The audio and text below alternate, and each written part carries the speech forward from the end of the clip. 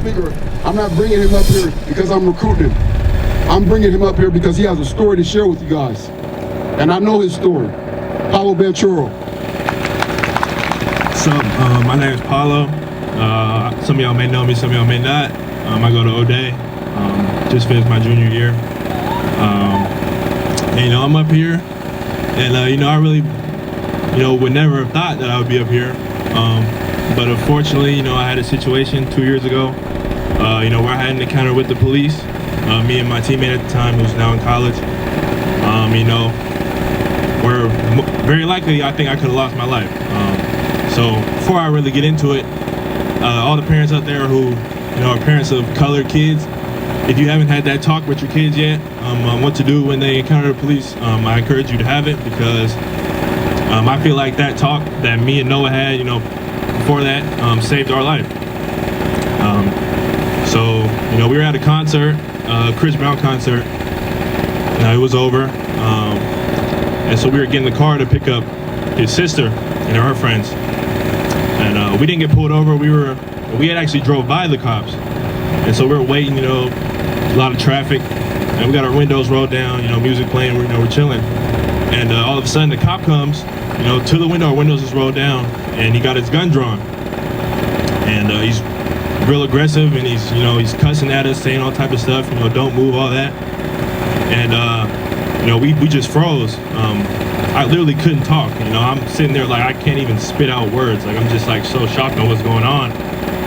And we're just asking him, why you got your gun pulled? What's the problem? We don't know what we did, what happened. We're confused.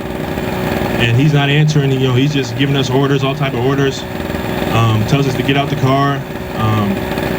My friend gets out the car. I stay in the car. The other cop comes, tells me to grab the registration. And this is my first time in the car, so I don't know where any of that's at. So, I'm telling him I don't know where it's at. He thinks I'm lying because he thinks we stole the car. So he thinks I'm lying. He starts yelling and cursing at me, talking to me all type of crazy. While at the time, my friend who got the gun, pointed at him, and he's handcuffed. So, we eventually realized, they had messed up. They did some other stuff. They threw the keys of the car, so we couldn't find it for like an hour. They did a couple things like that. But I just want to say that, for the kids out here, it can happen to any one of you guys, man. I remember being in that car. I remember telling the cop while he had his gun drawn at us. I remember telling him I play basketball. I don't know what you got this gun on me for, but we play basketball, man. We're just here, like, me and him are both crying.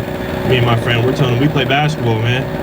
And I've been fortunate enough to have whatever accolades and rankings and all that, but at the end of the day, the cop, it don't matter.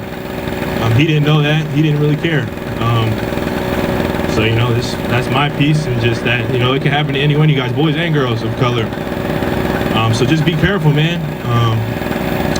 Hearing about things before that incident with police brutality, I thought it wasn't really a good chance it would happen in Seattle. That was just my view on it.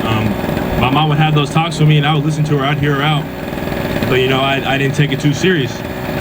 So when your parents are talking to you guys, really listen and understand what to do, because I feel like if me or my friend, like, luckily we were frozen, man. We did not move, I promise you. So I feel like if one of us reacted violently, or not violently, but reacted like kind of like, hey man, what are you doing? Or if I reached out, I dropped my phone actually on the floor of the car. So I feel like maybe if I would have picked that up, or if anything, if he jerks the car for that could have just I might not be standing up here, my friend not be where he's at. So just know how to handle the police.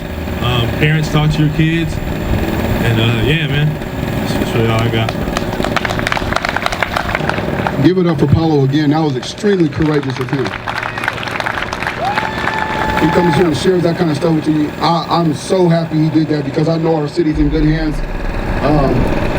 Our next speaker